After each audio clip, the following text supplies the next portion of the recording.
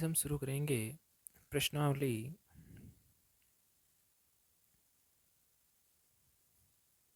4.2। तो इसका पहला प्रश्न आपको दिया गया है कि इन प्रयोगों में आप जो परिणाम देख सकते हैं उन्हें लिखिए। मतलब हमारे पास एक गोला बनाया गया है जिसमें हमको ए बी सी डी दे रखा है।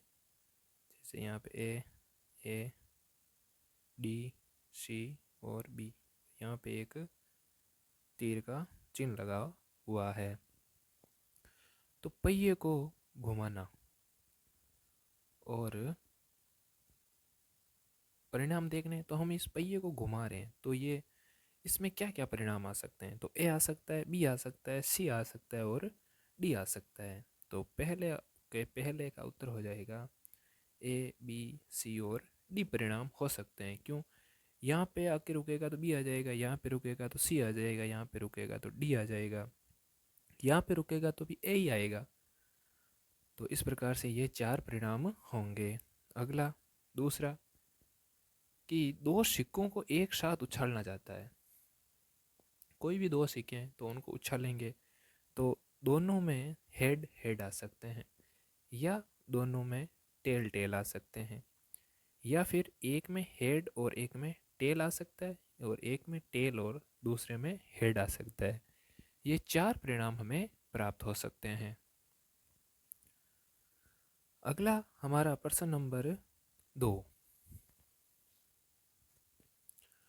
जब एक पासे को फेंका जाता है तब निम्नलिखित घटना से प्राप्त होने वाले परिणामों को लिखिए। इसमें भी परिणाम ही लिखने हमें। तो पहले के ए नंबर में हमसे क्या पूछा है कि एक अभाज्य संख्या। तो अभाज्य संख्या क्या होती है? जिसमें खुद के और एक के अलावा किसी और का भाग नहीं जाता है। तो एक पासे में 6 होते हैं, 1 से लेके 6 तक अंक होते हैं, तो उनमें से 2, 3 और 5 होगी, वो अभाज्य संख्या होगी। अगला बी नंबर इसी का पूछा है कि एक अभाज्य संख्या नहीं है। अभाज्य संख्या नहीं है मतलब भाज्य संख्या। अब भाज्य संख्या मतलब भाज्य संख्या का अर्थ है जिसमें एक और स्वयं के अलावा किसी और का भाग जाए। तो हम देखते हैं भाज्य संख्याएं हैं, अभाज्य नहीं है। तो एक होता है वो ना ही भाज्य होता है और ना ही अभाज्य होता है।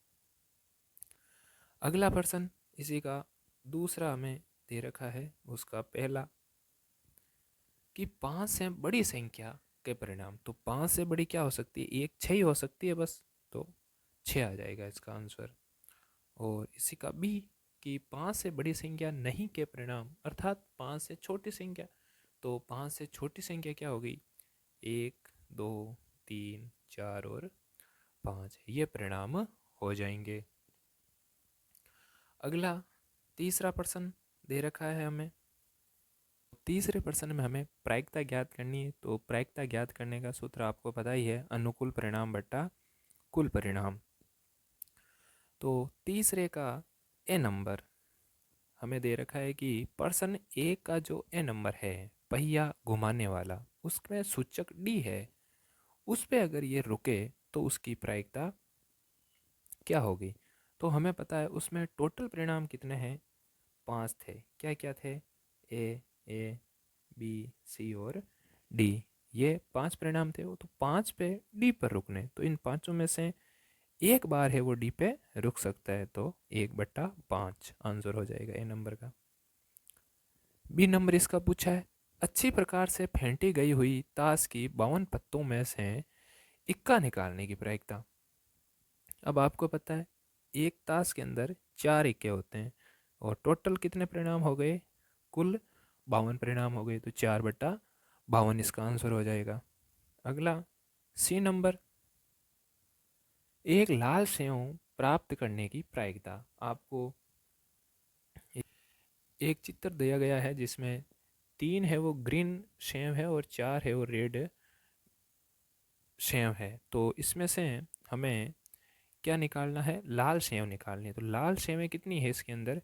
4 है। तो 4 तो अनुकूल परिणाम है और कुल कितने हैं? 7। तो ये हो जाएगा 4/7 लाल सेव आने की प्रायिकता।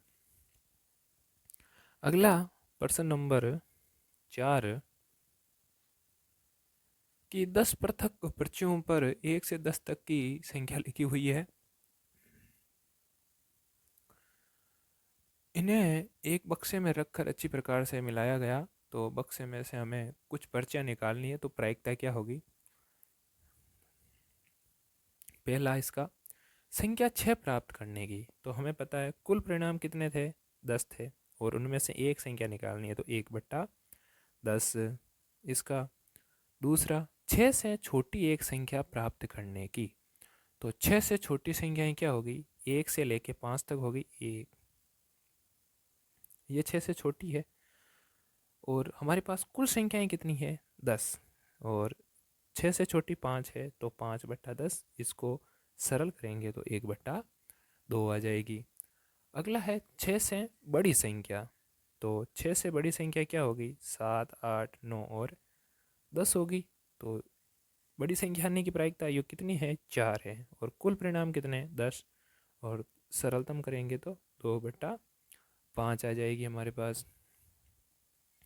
अगला इसी का चौथा कि एक अंक की एक संख्या प्राप्त करने की, मतलब 2 अंक नहीं होने चाहिए, तो 1 से लेके 9 तक एक एक अंक होते हैं, तो कुल परिणाम तो कितने? 10, और एक एक अंक के कितने परिणाम है हमारे पास? 9, तो 9/10 हो जाएगी।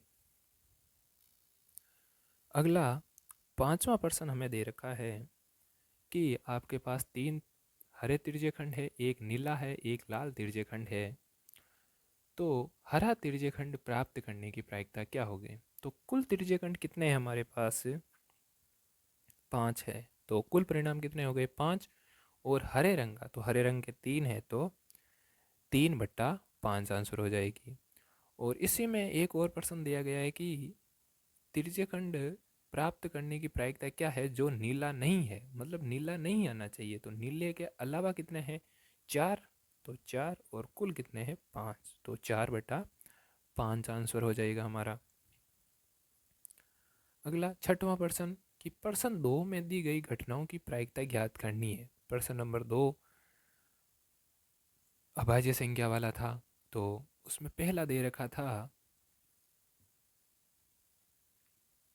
कि एक अभाज्य संख्या प्राप्त करने की प्रायिकता। अभाज्य संख्या कितनी थी? तो हमारे पास 3 थी, तो 3/6। इसको सरलतम करेंगे तो 1/2। ये हो गया हमारे ए नंबर का। अगला बी नंबर था कि एक ऐसी संख्या ज्ञात करनी है जो अभाज्य संख्या नहीं है, मतलब भाज्य संख्या है, तो भाज्य संख्या 2/6, तो इसका आ जाएगा 1/3। अगला था हमारे पास सी नंबर कि 5 से बड़ी एक संख्या, तो 5 से बड़ी एक ही थी, तो 1/6। और इसका डी नंबर था 6 से बड़ी संख्या नहीं है, मतलब छोटी संख्याएं, तो कितनी थी? 5, और कुल 6, तो 5/6। ये हो गई हमारी प्रश्नावली 4.2 समाप्त।